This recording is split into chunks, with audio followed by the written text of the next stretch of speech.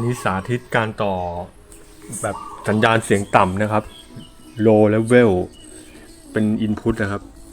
รับสัญญาณจากโทรศัพท์โดยตรงเข้าเนี่ยครับหัวแจ็ค AUX 3.5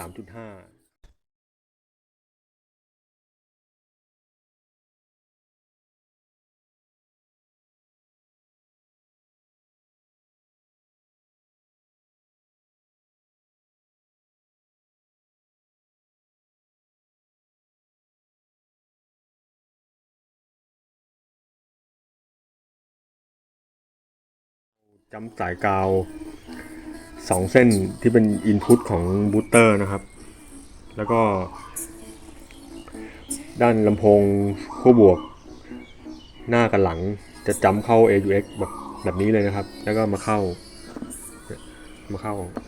ตัวบูสเตอร์แล้วออก4ลำโพงออก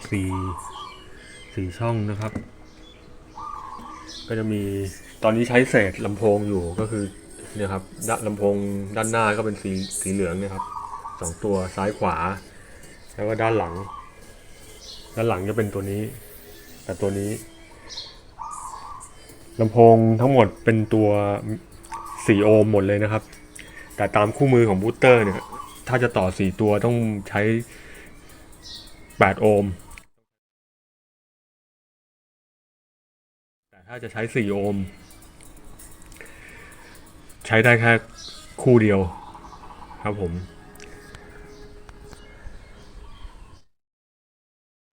เสียงก็มาเต็มนะครับถ้าต่อ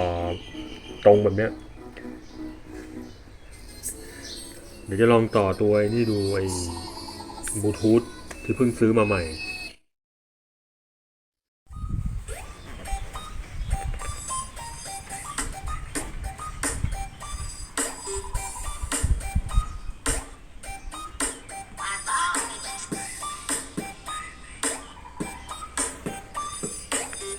นี่ลำโพง5 วัตต์เองนะครับไอ้ตัวสีเหลืองเนี่ยข้างละ5 วัตต์4โอห์มด้านหลังก็เหมือนกันแต่ว่าตัวเนี้ยตัวบูสเตอร์เนี่ยมันรับได้ข้างละ100 วัตต์ทั้งหมด400 วัตต์อ่ะอันนี้แค่ลองเฉย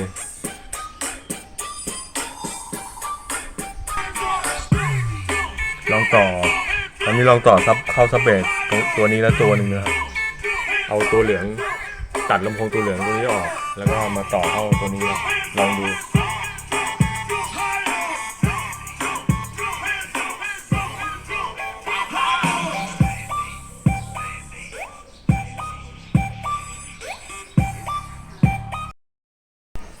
สั่งบลูทูธไว้ที่ร้านค้าออนไลน์แล้วตอนนี้มาส่งแล้วไอ้บลูทูธที่จะใช้กับเครื่องอีควอไลเซอร์เนี่ย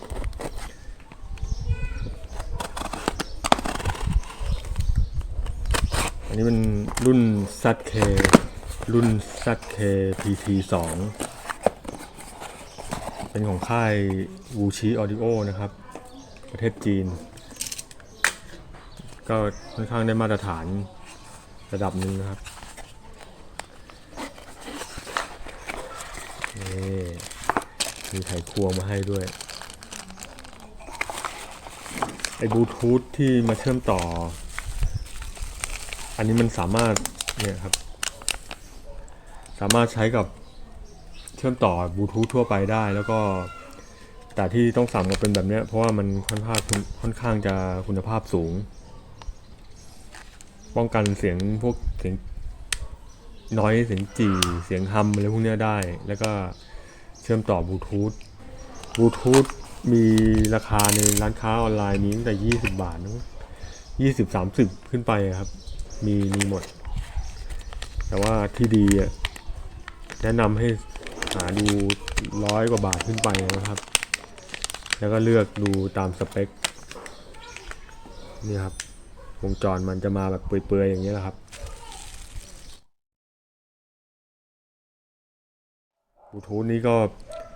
รับสัญญาณจากโทรศัพท์จากคอมพิวเตอร์จากโทรทัศน์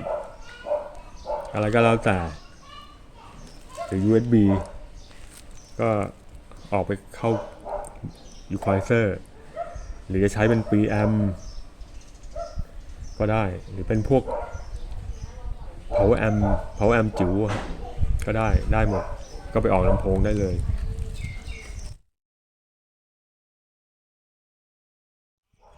นี่ก็ส่วนนี้ก็เป็นสายชาร์จไฟเข้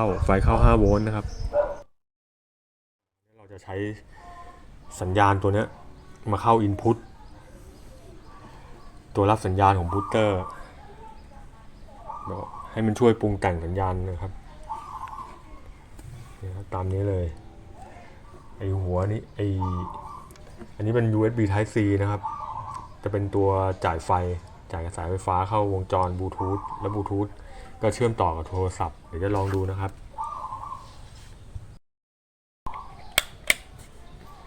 ไฟเข้าแล้วเดี๋ยวลองเชื่อมต่อดูเปิดบูสเตอร์เอานะเดี๋ยวลองเชื่อมต่อดูเชื่อมต่อใช้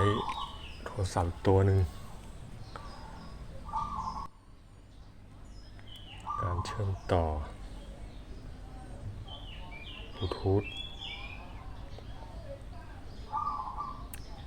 วูชิ BT วูชิออดิโอ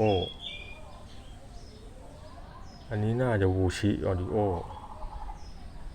ลองอันนี้นะถ้าเชื่อมต่อติดไฟกระพริบสีเขียวตรงนี้มันจะค้างเลยก็คือการเชื่อมต่อติด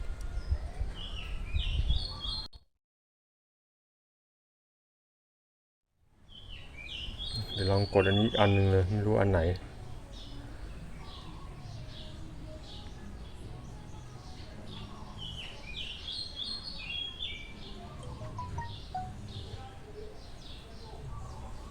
ต้องการจับคู่กับบูชิออดิโอหรือไม่ตกลงได้ยินเสียงเข้าไปแล้วบูชิออดิโอเป็นตัวนี้นะครับสัญลักษณ์แบบนี้มันมีขึ้นมาให้2 อันอันนี้ไม่ใช่ต้องใช้เป็นอันนี้เดี๋ยวลองเพลงดูนะครับ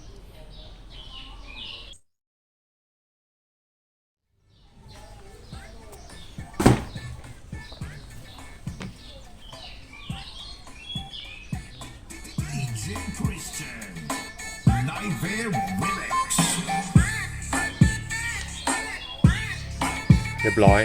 ใช้ได้นะครับโอ้สัญญาณแรงมากเลย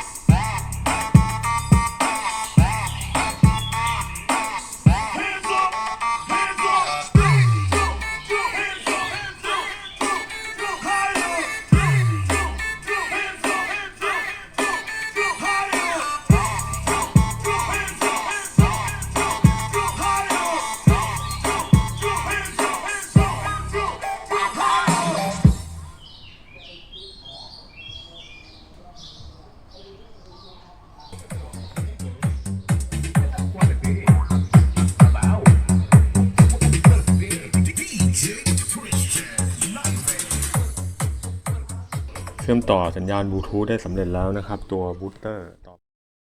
แต่มันยังขาดซับเบสอยู่ตัวหนึ่งนะครับเสียงสัญญาณซับวูฟเฟอร์เดี๋ยวจะลองหาตัวแปลงสัญญาณนะครับ High to Low มาเชื่อมต่อแล้วก็ไปออกตัวภาคขยายซับวูฟเฟอร์ตัวหนึ่งจะดูว่าเป็นยังไงครับก็จากแนวคิดนะครับก็คือสายสัญญาณเนี่ยที่เป็นเอาต์พุตของบูสเตอร์เนี่ยจะออกไปหาลำโพงเลยไฟมันจะเป็น12 โวลต์ซึ่งเป็นไฟ High Level ถ้าเราเอาสายสัญญาณเนี้ยไปต่อกับตัวขยายโดยตรงเนี่ยมันจะไหม้ดังนั้นเราก่อนจะไปต่อไปหาภาคขยายจะต้องลดแรงดันไฟจะใช้เป็นตัวอุปกรณ์อิเล็กทรอนิกส์นะครับเป็น High to Low ก็คือแปลงเสียงสัญญาณสูงไปหาต่ำแล้วก็ไปเข้าภาคขยายให้เป็นขยายเสียงซับวูฟเฟอร์อีกทีหนึ่ง